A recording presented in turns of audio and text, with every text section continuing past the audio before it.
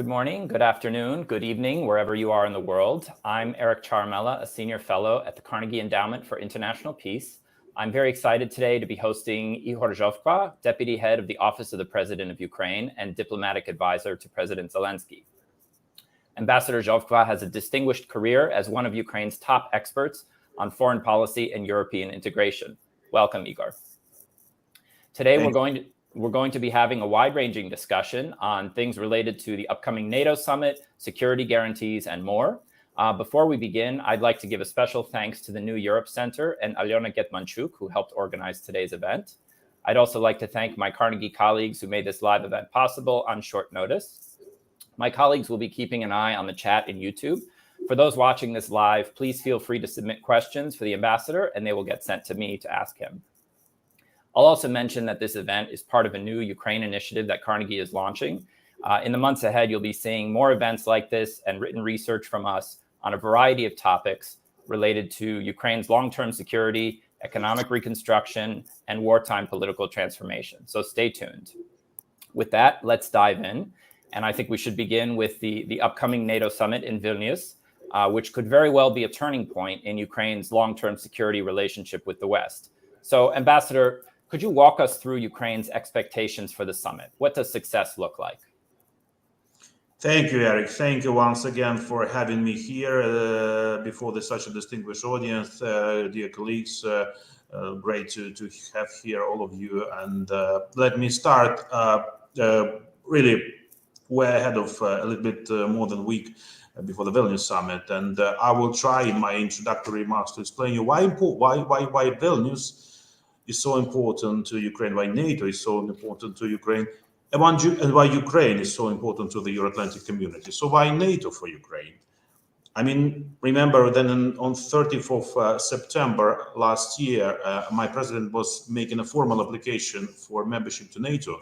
He signed this application together with a Speaker of the Parliament, the Prime Minister of Ukraine, and sent it to the Secretary General, and Secretary General spread it across the member states. The idea was very simple. I mean, we took the Washington Treaty and examined Article 10, which is about what are the so-called criteria when a European country may become a member to NATO. And those criteria or conditions are very simple. Condition number one is to further, unquote, the principles of this treaty, which we understand as the Euro-Atlantic values, and you can easily probably agree that Ukraine not only shares the European Euro-Atlantic values, but Ukraine fights for European Euro-Atlantic values. We had two revolutions fighting for the Euro-Atlantic values in my country. We unfortunately experienced an aggression of Russia in 2014, which on the main thing was because Russia didn't want us to share European and Euro-Atlantic values. And an open aggression in 2022 was again because Russia didn't want Ukraine to become a part of European Euro-Atlantic family. Rather, Russia wanted Ukraine to stay in the loop of the former USSR, having us as an integral element of USSR 2.0. This is not desire of Ukrainians. We would like to be a member of Euro-Atlantic family rather than of the Soviet family, of a European Union and NATO rather than USSR 2.0. And criteria number two is to contribute to the security of North Atlantic area, which leads back us to the Madrid Declaration adopted last year, where the main threat to Euro-Atlantic security was defined Russia. Now, Ukraine is the country which is having a real-time war because of Russian aggression. We are defending our territory. We are defending our territory with the efforts and activities of our courageous armed forces. We are not having any single boots on the ground.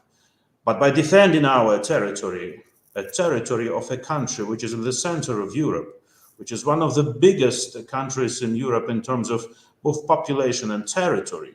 So by defending our country, we're defending also the Euro-Atlantic security. So that's why the decision was taken to apply for membership and once and for all to cut any possible speculations, not only from the aggressor state, but from other states, whether Ukraine could still be neutral, Whether Ukraine could still opt for non-alignment status?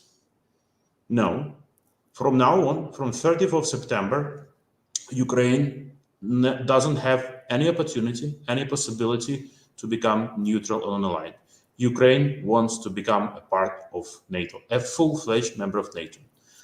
This position of president and of the leadership of the country is supported by 82% of Ukraine's population, a record high number throughout the years of independence. Usually it was the case when, some people were still having the doubts, some people were strongly supporting, somewhere in between. But after this open Russian aggression, the mood of the population is crystal clear. We see Ukraine as an integral part to NATO, and we see Ukraine as the only guarantee of Ukraine's security, and we see how Ukraine can contribute to Euro-Atlantic security. So this is the new reality. We can no longer talk in the narrative which was before the open Russian aggression, or it was before the narrative which was before the application for membership. Why Vilnius? Very simple. The Vilnius NATO summit is the best opportunity for allies to react for the application for membership. The allies cannot pretend that there is no application for membership of Ukraine. When last year Sweden and Finland submitted their application for membership in May, in June, if I'm not mistaken, there was a reaction on NATO summit. And the decision was made to invite these two countries for membership, and then the procedures followed. Now we see Finland has already become the 31st member of NATO, and we're keeping our fingers crossed, and we're hoping that despite some difficulties, Sweden will also become the 32nd member of NATO. So Ukraine has all the rights and deserves an appropriate reaction of allies at the Vilnius summit, at the summit where leaders, the heads of state and governments are present, to have the response on its application. Mm-hmm. What is the outcome? What is desired outcome for my country? Again, we're not inventing the bicycle, and we do understand that there are procedures, and there are procedures which were applying before to countries which became NATO members, and there are procedures which are applied now to two countries which are Sweden and Finland. I mean that definitely we now can tell that we do not need the mechanism of membership action plan. Why? Because we were promised to apply the membership action plan for Ukraine as long as in 2008. Remember, the wording of Bucharest summit was Ukraine will become a member to NATO and Ukraine will have membership action plan. And it was 15 years ago. We have not received map in 2008, but on our turn, we in fact started to implement membership action plan. How? We invented the instrument of annual national programs. We drafted these programs year by year together with the headquarters of NATO. And those programs consisted of those main 5 elements of membership action plan. We fulfilled year by year the reforms envisaged in each and every of these five pillars. And in the end of each year, we had an evaluation, a joint evaluation by Ukraine and by NATO headquarters of the progress achieved within the implementation of those ANAPs. So in fact, we had map without umbrella of map. And any state, any institution can turn to the headquarters in Brussels and you can see the progress which Ukraine has undergone starting from 2009 when we started to implement these ANPs till 2021. In 2022, unfortunately, we were not able to even sign the ANP because the open aggression started and we were preoccupied of fighting the aggressor.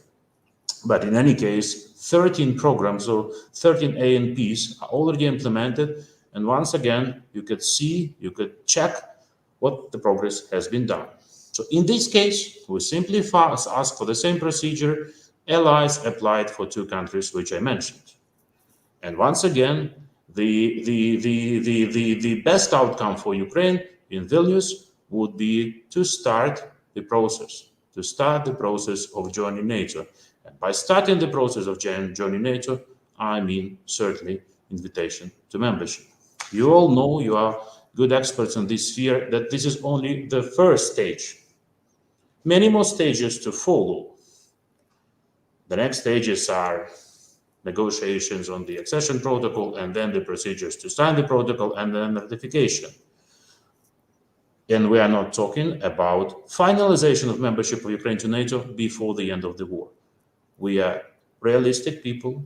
We do understand, but before the victory of Ukraine, Ukraine cannot be admitted to NATO.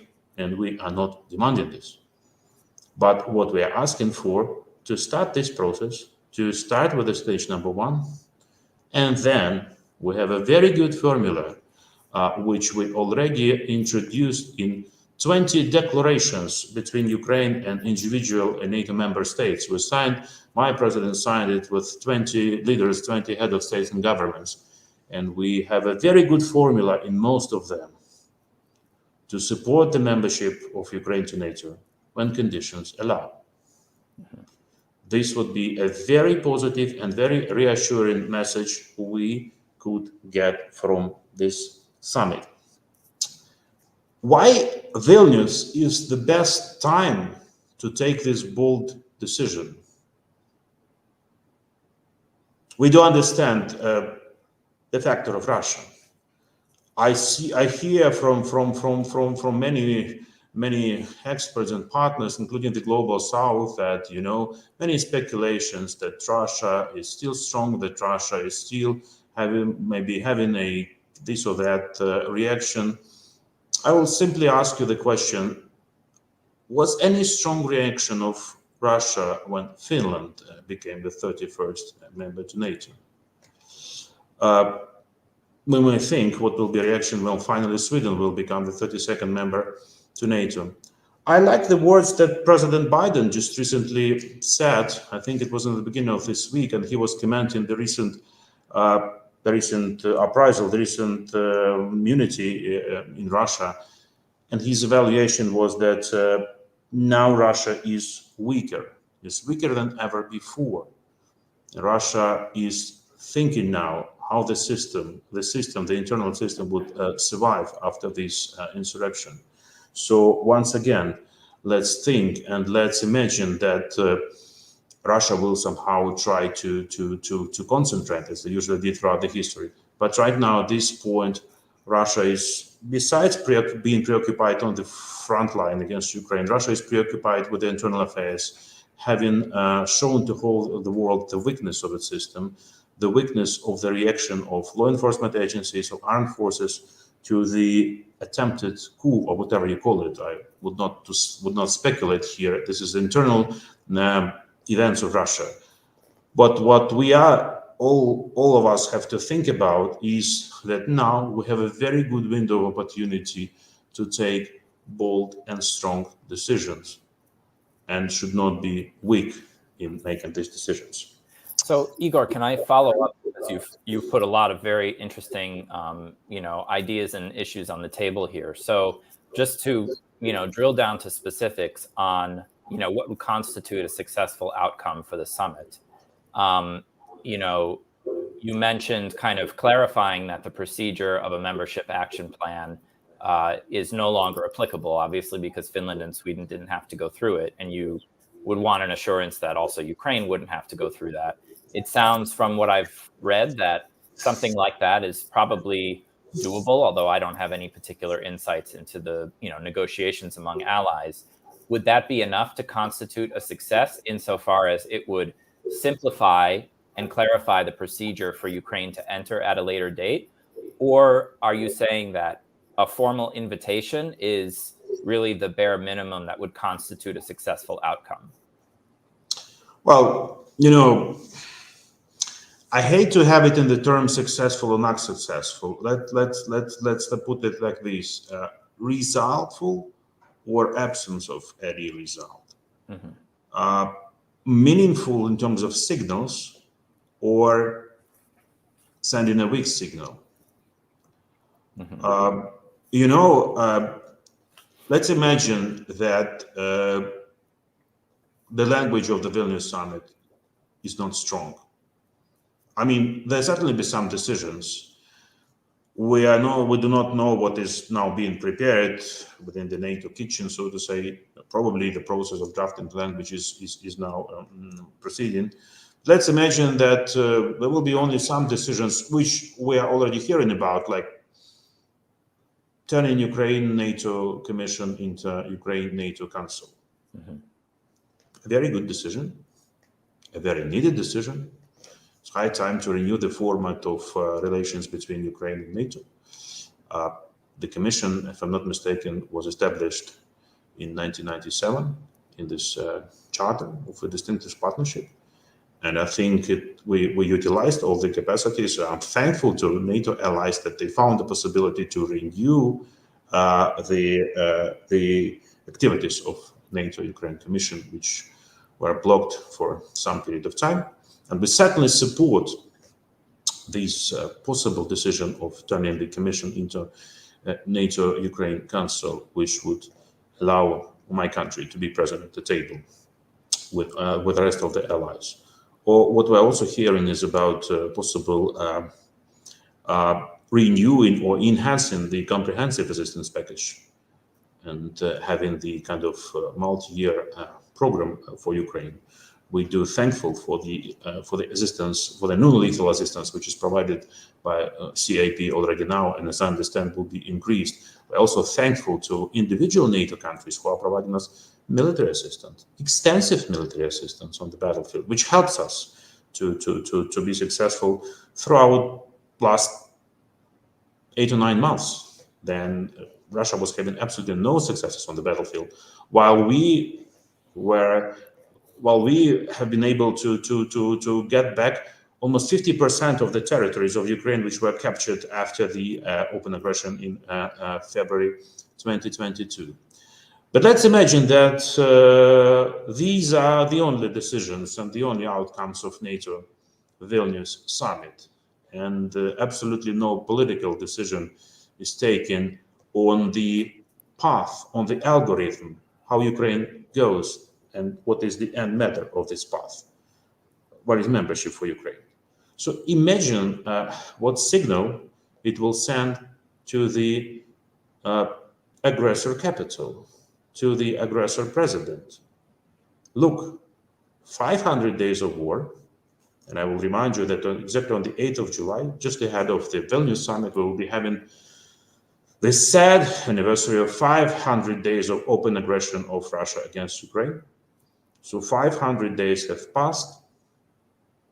They are no longer, not a centimeter nearer into NATO.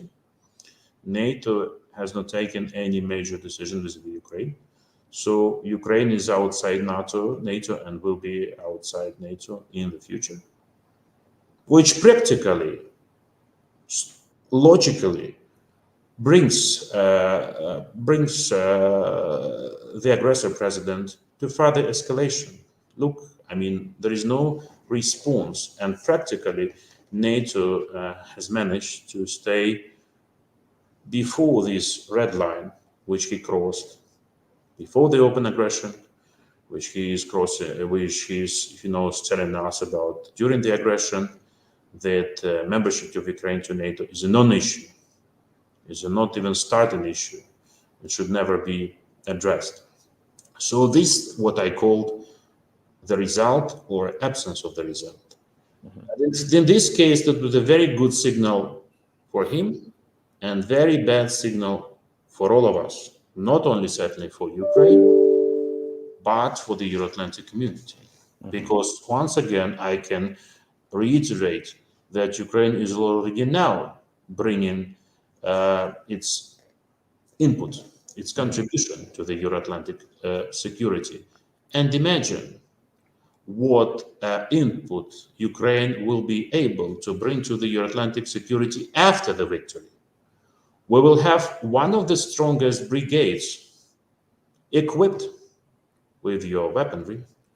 Our soldiers will be having the knowledge of how to master this weaponry in a very short period of time how to train to use this weaponry, how to use this weaponry, once again, against definitely not the second strongest army in the world. This myth evaporated totally, I think, when they entered Ukraine openly.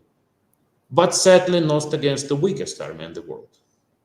And Ukraine will be able to be it would be able and has a desire to be responsible for the security not only on the territory of Ukraine, but on this broader territory of Central and Eastern Europe, where we belong to. Because even after our victory, Russia will still be aggressive and it will not disappear. Ukraine will be there where we are. We will not be displaced somewhere in other places of the world. We will be here in the what now you call an eastern flank. Mm-hmm. We will be here. We will be ready to take the share of our responsibility for the security of this part of the world. For the security of the rest of the countries, I mean, when we come into Moldova, we are openly hearing that the security guarantee for Moldova is now Ukraine. There are also some other countries of the former Soviet Union which still have an open-ended conflict. I mean, Georgia, other countries. We are ready to be responsible for security of this part of the world.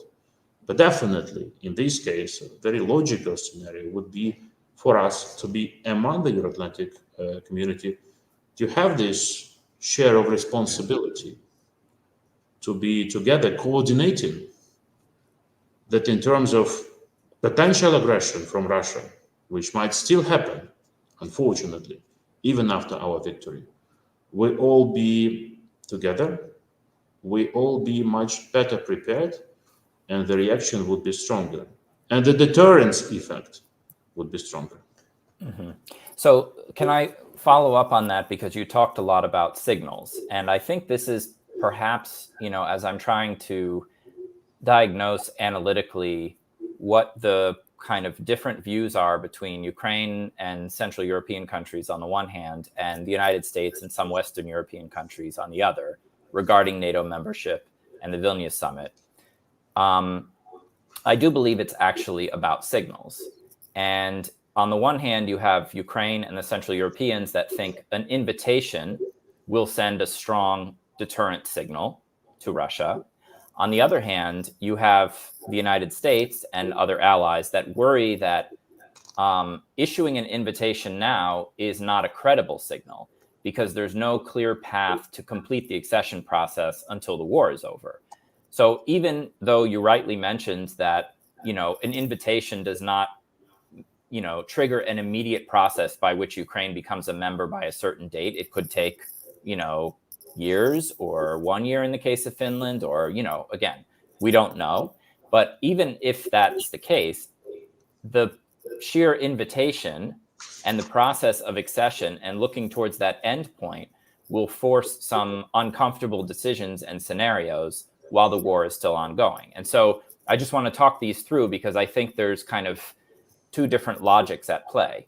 So again, from Washington's perspective, it seems like an invitation and movement towards accession would present maybe four different kind of scenarios. So either one, Ukraine has to keep fighting until it liberates its entire territory in order to enter NATO whole. And that could take years, and it could come at a huge human cost to Ukraine. That's scenario one. Scenario two, Ukraine could enter NATO divided, like West Germany did, but that would entail a de facto recognition of territorial partition. Because West Germany was forced to pledge never to initiate military action against the East as a condition for membership. That was in the documents in the 1954 London conference before they entered the following year. So it would freeze the lines wherever they are. And that could be a partition that would last potentially decades, like it did for Germany. That's the second scenario. The third scenario would be NATO has to somehow modify Article 5 to mean something different in Ukraine's case, which would diminish its deterrent power, right? And, scenario 4, NATO would have to enter the war directly in order to expel the remaining Russian troops from Ukraine's legal territory. So obviously all four of those scenarios are problematic, And the invitation itself doesn't actually get Ukraine any additional security during the succession process, the period of vulnerability between the invitation and the accession. And so that explains some of the reluctance, from Washington's logic. So I guess what would be your kind of counter argument in terms of the signaling to those who say that an invitation now simply is not a credible promise, and it's writing a check that we can't cash, so to speak, because we don't know the circumstances under which the war will end, with an armistice or a full peace treaty, Ukraine liberating all of its territory or not. So what would your counter argument to that be? Well, those scenarios, the four scenarios you are mentioning, each and every of them probably could potentially realistic or non-realistic, and no need to speculate on this for a very simple reason. Let's get down to the battlefield. We will fight as long as it takes, and our partners at long will be next to us, support us, not fight, certainly not the boots on the ground, but support us as long as it takes. And I really like the attitude of our partners and friends and allies who are telling, and Ukraine will define what will be the victory for Ukraine. And for Ukraine, the victory and the utmost goal is certainly to liberate all its territories as of 24th of August 1991, full stop. And here you cannot have any possible scenarios. It's only scenario one and the ultimate scenario for us. How long would it take? What efforts it will take? How many victims from Ukraine will it take? No one knows, unfortunately. But definitely Ukraine is the first country to have it as soon as possible. And here, once again, to each and every ally, we're having our sincerest gratitude and thanks for the support, each and every piece of military equipment or ammunition or financing or sanctions. This is what matters. And the louder Russia, for instance, claims that sanctions do not work, the more it means that they are really working, undermining their power, their economic capacities. Much slower than we wanted, than he could have imagined, but slowly but gradually. And these efforts we will continue again together with our Western allies till the victory. But if talking about membership to NATO, sometimes we hear the position is either or, either the military support or success or progress in the integration to NATO. And I wonder why this is either or. Once again, no one will now tell you when exactly the war will end. We can definitely tell you that we understand that we cannot be member to NATO before the war ends. But what will happen after the war, after our victory? How quicker the things might move, we can also now speculate, make theories and forecasts, but no one can tell you exactly. What do we would like to have Ukraine to be prepared for this? And once again,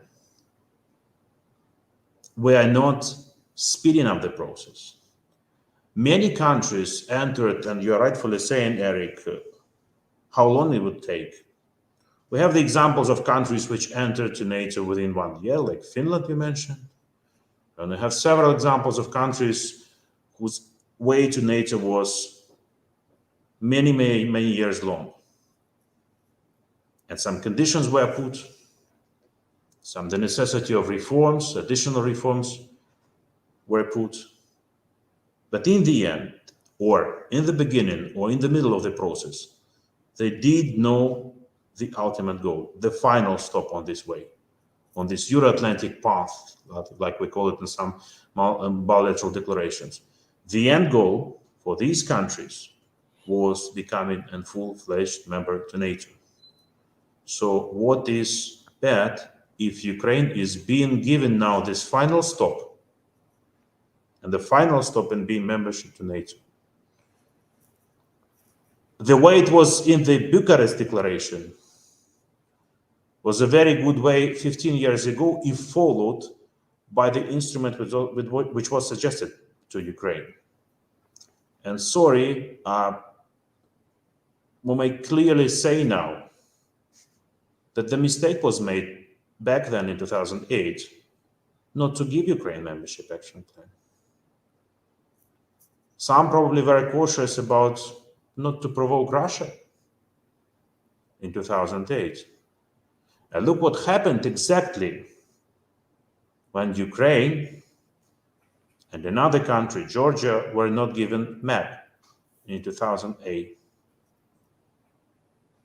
Hasn't it provoked Russia? In 2008, they started an aggression against Georgia, and still part of Georgia is occupied. In 2014, they started an aggression against Ukraine, trying to have an attempted occupation of the Crimea and then a part of Donbass. In 2022, they started an open aggression against Ukraine. So are we still now in the mood of not provoking Russia? Yeah, I mean, I would agree with your analysis that this gray zone, so to speak, is, not sustainable in the long term and does invite Russian aggression. And so, the question is whether Ukraine can exit the gray zone, so to speak, and be more firmly part of the Western security architecture only with NATO membership, or whether there are other, let's say, interim steps that could build Ukraine into the fabric of Western security institutions, while the prospect of full membership and Article 5 is still, like you said just a few minutes ago, potentially years away, again, after the war, which we can't predict the length of that. So I wanted to, kind of shift a little bit to this issue of kind of interim arrangements. From what we've read in the press, various Western countries are having a pretty serious discussion about designing a robust interim security framework that would consist of a long-term Western commitment to train and equip the Ukrainian military with a substantial defense and deterrence capability. And for more information, I'd refer our listeners to a couple of recent papers, including one that I wrote on the Carnegie website, envisioning what this framework could look like, inspired, let's say, by the U.S. commitment to Israel's security, which is outside of any formal alliances. Ultimately, the idea for this kind of interim framework came from a Ukrainian proposal called the Kyiv Security Compact, which was issued last September by your boss, Andriy Yermak, and former NATO Secretary General Anders Fogh Rasmussen. So I guess, what is your thinking on the value of this multilateral interim security framework, and what concretely Ukraine would like to see? Because it seems like even if there were, let's say, a qualitative change in NATO's language at Vilnius, that still doesn't concretely make any additional guarantees to Ukraine's ability to wage the war in a protracted scenario. So whereas this other package of measures potentially could come with very, very serious bilateral commitments like the United States has with Israel over a period of many years or a decade to be committed to building a future Ukrainian force that's capable of repelling Russian aggression and deterring a future, repeated attack. So what would you say Ukraine is looking for in this sort of multilateral interim package? Thank you, Eric, for bringing this very important topic as well to our discussion. Yeah, right, you are. We were having this suggestion of Kyiv Security Compact, and this suggestion and this proposal of Ukraine is on the tables of all top leaders, all our top allies and partners. We are really serious about security guarantees or commitments, again, not only for my country, But since we're talking about Ukrainians, I'm speaking as a Ukrainian representative. Yes, again, membership to NATO is the best security guarantee for my country, Article 5. We, throughout 30 years of Ukraine's independence, many different leaders of Ukraine, previous presidents, were trying and playing with this notion of neutrality or non-alignment, and we saw what happened. So once again, the best security for Ukraine, the best security guarantee is Article 5. But before that, and this is the narrative we're talking to you about, it will not happen immediately. But the war is going on now, and we need these security commitments before the victory of Ukraine, during the victory of Ukraine, and after the victory of Ukraine, before membership to NATO. It's nothing new in this notion, in this security commitments. We simply do not want to repeat the mistake of the leaders in Ukraine who signed or subscribed to Budapest Memorandum in 1994, giving out the third largest nuclear potential in the world on our good merits, and thinking that this memorandum will guarantee that in case of aggression or even threat of aggression, we are having a strong mechanism of securing Ukraine. Unfortunately, then in 2014, we tried to implement this, and then strangely as it is, one of the security guarantors was the country who later became an aggressor against my country. Mm-hmm. So definitely this time, talking with our partners on the possible security commitments for my country, we want them to be as real as possible. And there is nothing in these security guarantees which is not rendered as of now. Because when providing Ukraine with the military equipment, artillery systems, battle tanks and armored vehicles, air defense systems, a very hopefully quick decision, a future decision on fighter jets. Now very good decisions are being made on the trainings. These are in fact the security guarantees, real security guarantees or commitments we are talking about. Mm-hmm. Or when introducing a new sanctions against Russia, or having the strict understanding that if the level of aggression raises significantly, or after the victory Russia would think of renewing the aggression, immediate sanctions, just immediate sanction, increasingly severe sanctions would follow. Mm-hmm. It's also the security guarantees. Financial assistance, macro-financial assistance coming from the EU, or financial assistance and support and loans coming from the individual countries such as US, UK, is also part of security commitments. What is very important to have the coordinated system of how countries do react if the level of aggression increases or if aggression renews after the victory. And right you are, the multilateral document could be a very important start of this, providing those guarantees. And right you are, the bilateral agreements might follow. I will not speculate here and dwell on this. Sorry, this is a very delicate process where negotiation process we're now waging with some of the countries. Very important to have this as soon as possible. But at this same time, very important to understand these security guarantees, if provided to Ukraine, cannot in any case deviate us from our utmost goal, which is membership to NATO.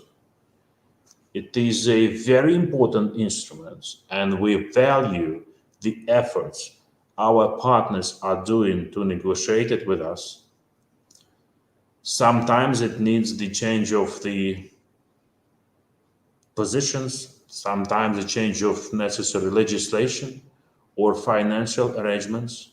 And we're thankful for the countries who already committed to negotiate it with us and doing these negotiations. and potential countries who are expressing their will to join the circle of the countries guarantors to Ukraine. It is very important. It is really needed now, immediately. Once again, when talking to those countries, we're thanking for their efforts and hoping that these security commitments will be introduced as soon as possible. Do reiterate and do remind that the best security guarantee, and this time really guarantee for my country, would be Article 5. While Israel model you mentioned is very good, it's really one of the best examples of how US guarantees the security for one of its strongest strategic partners. But why this model is not 100% fits to Ukraine? Because I haven't heard that Israel would like to become a member to NATO. I heard that Israel has a MNNA status. And there were some suggestions for Ukraine to also opt for MNNA status. And there were serious discussions among the expert community and the political community around in Ukraine to rather opt for this status. But my president, once again, to reiterate, after the 30th of September last year, there cannot be any discussions of any potential status for my country in the foreseeable future, rather than full-fledged membership of Ukraine to NATO. And just for our listeners who aren't familiar, MNNA is Major Non-NATO Ally Status, and it's usually thought of as an alternative to NATO membership, right? So again, getting to, I know you can't reveal any details about these diplomatic negotiations, but I want to talk more about the kind of framing of the credibility of these commitments, because I think the central objective with all of these efforts is to change the calculus of Vladimir Putin, who thinks right now that time is on his side, and he thinks that he can wait until at some point in the future, let's say the West loses interest or attention or whatever. And so part of this, effort is to persuade him that actually time doesn't work to his advantage. And that's where it gets into the credibility of our commitment here. And again, you have an invitation to NATO membership that we discussed in the beginning of the conversation, which could be one signal of an action down the line, which would be accession. Although, again, it's hard to predict because all of those things are contingent on how the war goes. This parallel track, again, not an alternative, but a parallel track on the Israel model is something that can be implemented now, as you just explained, with a multilateral framework document and then these bilateral commitments, which take what Ukraine's partners have been doing for the last year and a half and codify them into a more predictable, formal framework, right? So that it's not this ad hoc emergency, aid where we don't know what's coming next and when. So my question is, from Ukraine's standpoint, what does a credible Western commitment look like in terms of being in it with Ukraine for the long haul, for as long as it takes, quote unquote, which is what, Western leaders frequently say? You mentioned a change in legislation. So that brings the issue of complicated US domestic politics into this, which we can't avoid talking about because the 2024 election is coming up and it does hold the prospect of a potential change in US policy. And Putin seems to be banking on that possibility. So what needs to happen in advance in terms of codification in US law? Does it need to be a formal treaty? Are we talking just about some sort of bipartisan regular legislation? What would Ukraine like to see that would show that this kind of commitment to train and equip the Ukrainian armed forces is a credible one that is enduring? Well, Eric, thank you. Let me react first. Yeah, right, you are on what you said. Ukraine's fatigue, that's what, probably was the dream of Russia. They thought, by the way, I usually mention about three major miscalculation Russian president made when taking this decision on the open aggression. He overestimated the strength of his armed forces, definitely. He underestimated the strength and the level of Ukrainian armed forces. And thirdly, which is also very important, he underestimated the level of unity around Ukraine of the international community. Maybe he was thinking about potential,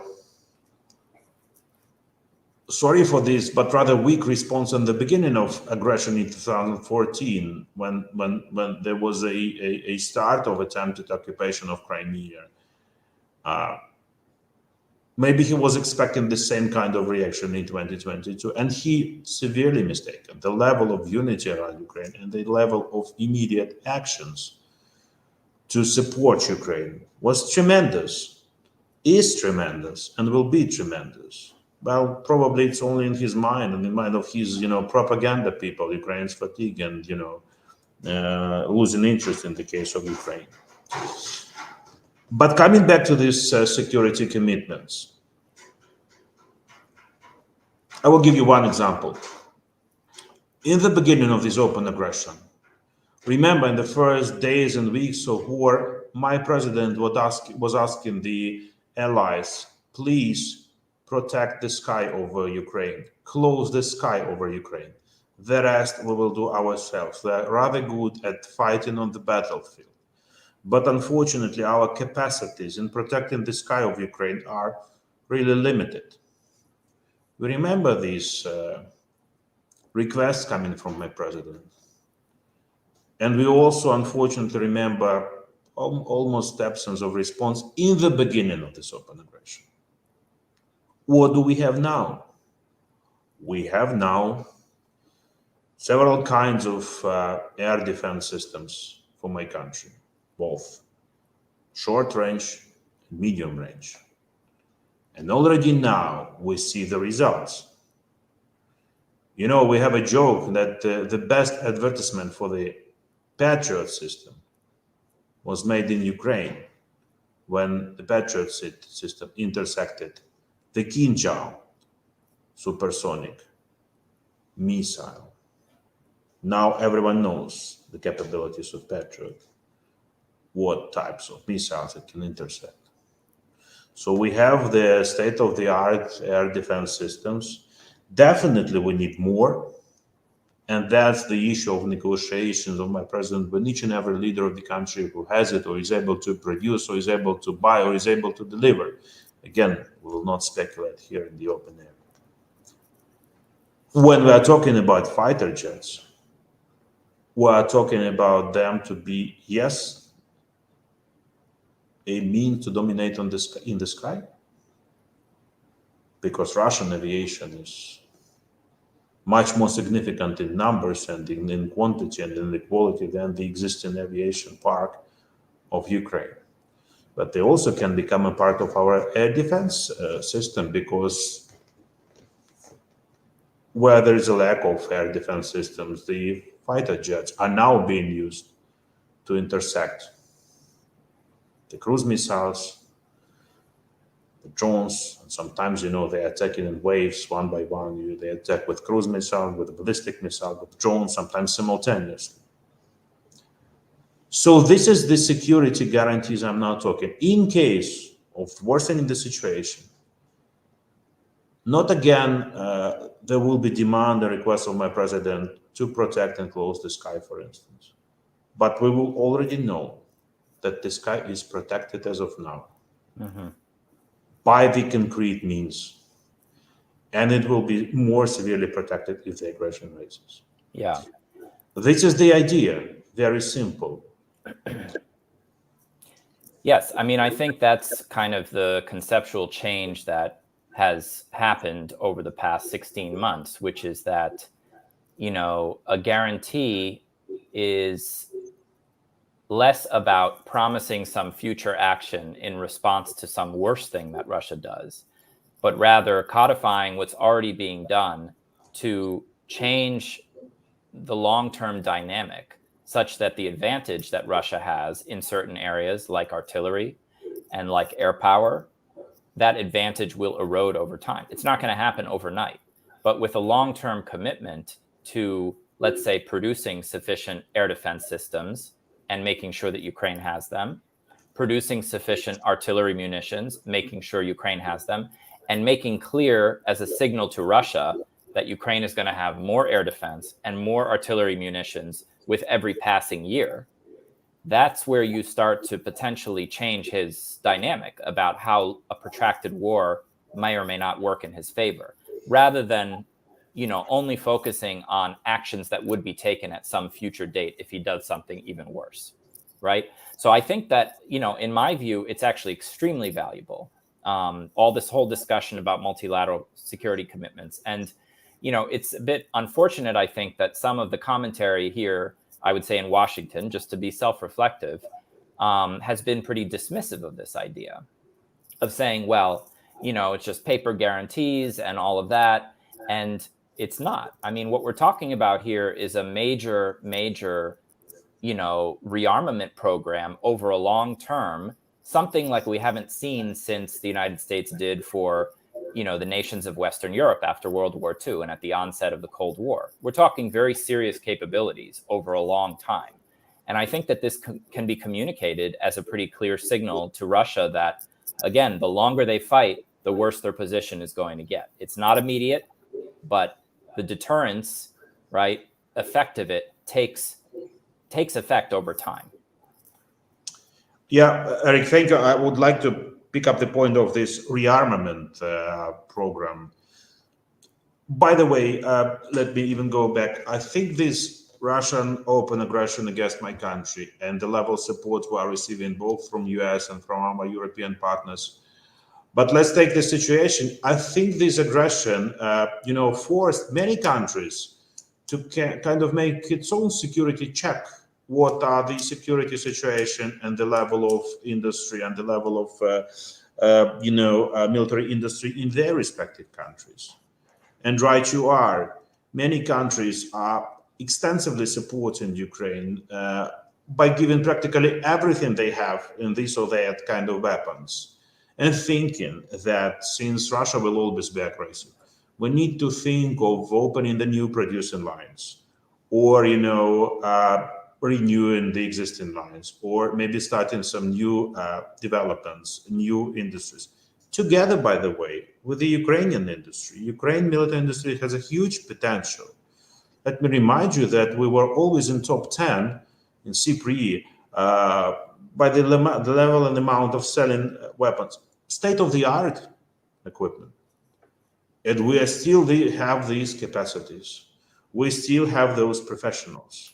Mm-hmm. We are ready to join our efforts in opening joint producing lines, opening new manufacturing facilities.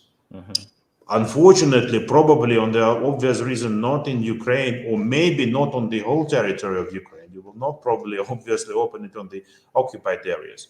Maybe somewhere close to the western border of my country, with the country's neighbors in the EU, or somewhere close to the territory of Ukraine. And this would be mutually beneficial for us, because yes, we will need more weapons, but for the countries of the European continent as well, and US as also, because we all need to be on alert from now on. The situation will never be, we will not be returning to the status quo what we had before the Russian aggression. And second point, you asked me about the election situations. We certainly hate that the issue of supporting Ukraine would become an internal issue, and I'm sure it will not be, because what we hear when the delegations of Congress are coming and Senate are coming to Ukraine, they are always coming bipartisan, and we really feel these are not mere words of this bipartisan support. We are absolutely ready to insert any oversight mechanisms over the delivery of weaponry, of US weaponry to Ukraine, which are needed. My president, and I'm present on these meetings of his with Congress and Senate delegations, is suggestion, please have all the necessary oversight mechanisms you think possible or impossible, and we are ready for them. Mm-hmm. We can, make a report on each and every dollar spent on delivering military equipment to Ukraine. we can make a report on each and every piece of military equipment delivered to Ukraine. It's not somewhere in the storages, on the warehouses. It immediately being distributed to the hottest points of the battlefield. We are not storing this weaponry. Sometimes I'm asked at the interviews whether the weaponry is enough as of now. Answer is very clear. It would be enough when we will at least win the war, because we're not storing the ammunition which is coming from US or from the countries.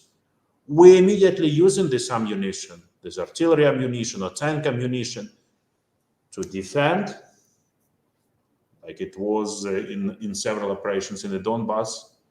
And now, when we're having this counteroffensive operations, we use it. But we use it in much less amounts than Russia uses it.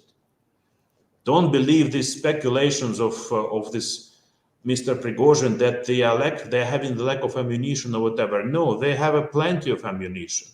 All Soviet-type ammunition, which, by the way, Ukraine was also using, but we are running out of this old Soviet-type ammunition of 122, 152, and we can no longer replace it because the production lines are not working in Ukraine.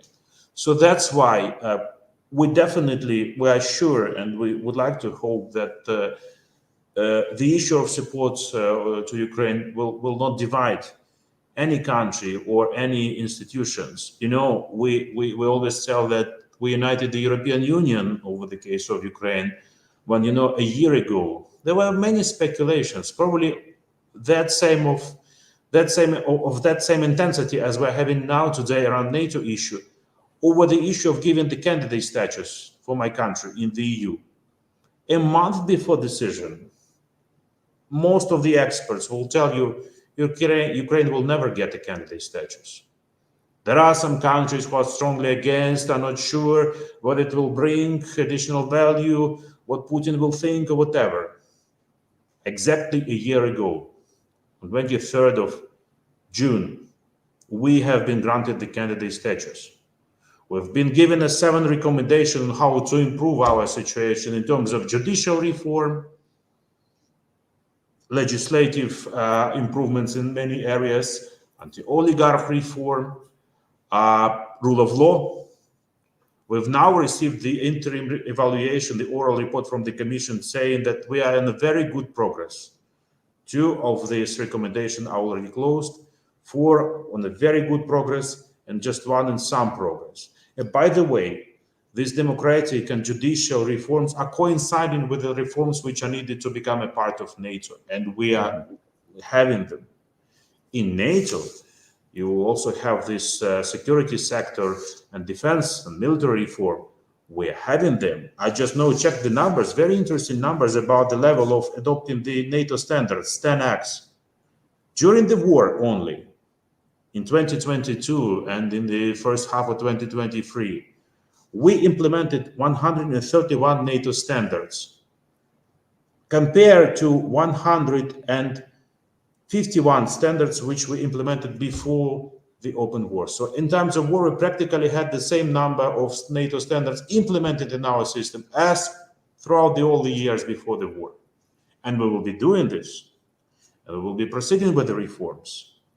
But once again, the European Union showed the unity around the case of Ukraine, and they are now having this unity in opening, probably this year, the accession negotiations for my country. We hope for the same unity in NATO. We do understand and do value the unity in NATO, and we do know that the decisions in NATO are taken by consensus. And you already have the consensus among 31 countries of NATO. Each and every country supports us by its own means, by its own equipment, by its own levels of support you have. Each and every country. You cannot name any single country in NATO which doesn't support us. Hungary supports us. Yes, humanitarian support, hosting our people. Every country supports. And we haven't heard from any country that Ukraine should not become a member to NATO. Mm-hmm. So this is the level of unity we are expecting from your countries in regards of Ukraine. Thank you. Well, we're just at an hour now, and I want to be respectful of your time and your busy schedule. I guess I'll just ask you one quick final question, since you mentioned Mr. Prigozhin. Does Ukraine see what happened in Russia last weekend as a game changer in terms of, Ukraine's assessment of the stability of the Russian regime and, Putin's strength or weakness? Or is Ukraine more cautious? Because certainly the narrative that's been here in the United States, there's a lot of people saying this is the beginning of the inevitable end, and so on and so forth. At the same time, it seems like we should be a little, realistic that we could be dealing with Mr. Putin for quite a long time. So, what's Ukraine's kind of official understanding of the implications of what happened? Well, right, you are. We should be very cautious of what is taking place in Russia and what is the outcomes of the situation of this attempted coup, or whatever you call it, immunity or whatever. I cannot personally have or see or think about any possible positive aftermath for Russia itself after these events of last Saturday. Well, honestly, obviously, it showed the weakness of the system, absence of reaction in the critical situations. And even if we will speculate that that might be scenario, whatever, the outcomes are only negative. But honestly, for us, it's even though we don't have the time to analyze the tendencies, what is going on within the Russian power, we know that still there is one person who makes the decision, who makes the ultimate decisions. What is more important for us is how this, what implication these events are having on the situation on the battlefield. What will be the morale, which is already not so high, but what will be the morale after these events of the Russian soldiers, of the Russian military commandment, of the Russian different groups and systems of people? Because yes, we have the armed forces, yes, we still have this Wagner group, and they are still present, unfortunately, on the occupied territories of Ukraine. What will be the level of coordination between them? And again, I cannot talk you here in the open manner, because it's something which will definitely have the negative implication to the situation on the battlefield for Russian armed forces. And Ukrainian armed forces will be simply doing their job. They will be proceeding with a counteroffensive operation and operations. Obviously, something which takes place now is not the first counteroffensive operation. We witnessed several counteroffensive operations of our armed forces, and each of them was different from the previous one. The counteroffensive around northern areas of Ukraine was different from the next counteroffensive, which was around Kharkiv and Izium. And what was happening later on around Kherson was different from the previous several. We will be fulfilling our case. We will be achieving our ultimate goal, which is, like I already said, the liberation of all the territories. We will be working with the partners, with the US and with like-minded partners, to have a further level support in terms of military support, equipment and ammunition. And definitely, all together, we will be bringing this successful case of victory. But once again, after what happened, we should even be on more alert what is happening inside Russia. We should be on more alert what will be happening in Belarus. My president has already talked with presidents of Poland and Lithuania, who just visited Kyiv the day before yesterday, and they were discussing how to strengthen the security in this region, because both countries are having their borders, Belarus and with Russia is particularly Kaliningrad. So we will be again I will not be open here, but we will be coordinating our efforts. Once again, Ukraine is ready to take its part of responsibility in this part of the world. After having the victory, we will stay here. We will have even stronger armed forces. We will have a strong courage and will and knowledge how to win. And we just want to share this courage and strength and will and experience with our like-minded partners, with NATO countries.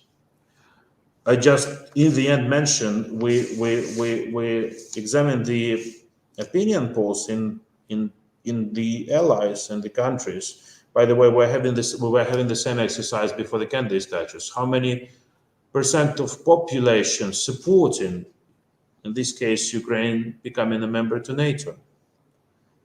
And even among the most, let's call them, still undecided countries, the level of support for Ukraine joining NATO, rather than not, is more than 50%. So the same like my president cannot go against the will of the population in Ukraine. Again, 82% are supporting. I think we could also count on the level of support of the population, of the leaders of all the allies for Ukraine sooner or later, but become a full-fledged member to the North Atlantic Alliance. Mutually beneficial. It will make, I had a very good quote, I found a very good quote in the Madrid Declaration about Finland and Sweden. It was written that the accession of Finland and Sweden will make them safer, NATO stronger, and the Euro-Atlantic area more secure. We can easily replace these names of these two countries by the name of Ukraine. The accession of Ukraine will make Ukraine safer, definitely. NATO stronger, definitely. And the Euro-Atlantic area more secure, more than definitely. Well, thank you very much for your time, your generosity with your time on this Friday afternoon, and for this really enlightening discussion. I think it's been very informative to our audiences here in Washington and around the world that tuned in. So we hope to have you again soon for another event. And thanks to all of our listeners. We hope you have a nice weekend and you'll tune in for future events. Thank you very much, Igor. Many thanks. Thank you for having me. Take care.